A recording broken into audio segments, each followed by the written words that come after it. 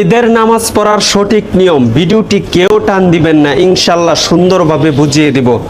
আপনি যখন ঈদগাহে ইমাম সাহেবের সাথে নামাজ পড়বেন, ইমাম সাহেব সর্বপ্রথম আল্লাহু আকবার বলে হাত বাঁধবেন, আপনিও হাত বাঁধবেন। তারপরে ইমাম সাহেব সানা পড়বেন।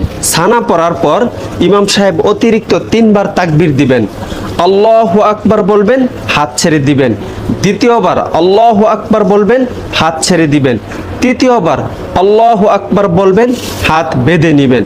হাত বাঁধার পর ইমাম সাহেব সূরাতুল ফাতিহা এবং অন্য আরেকটি সূরা মিলাবেন। তারপরে রুকুতে যাবেন, সিজদা করবেন, প্রথম রাকাত কমপ্লিট করবেন। প্রথম রাকাত কমপ্লিট করার পর ইমাম সাহেব আল্লাহু আকবার বলে দাঁড়ানোর পর ইমাম সাহেব সূরাতুল ফাতিহা পড়বেন, অন্য আরেকটি সূরা মিলাবেন।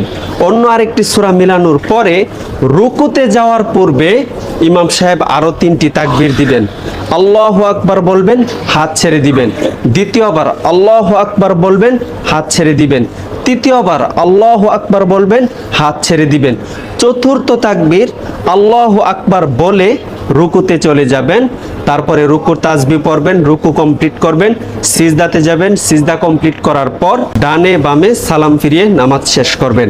এই ভিডিওটি সর্বোচ্চ শেয়ার করবেন যেন সবাই ঈদের নামাজ সম্পর্কে জানতে পারে, আপনিও সওয়াব পাবেন ইনশাআল্লাহ।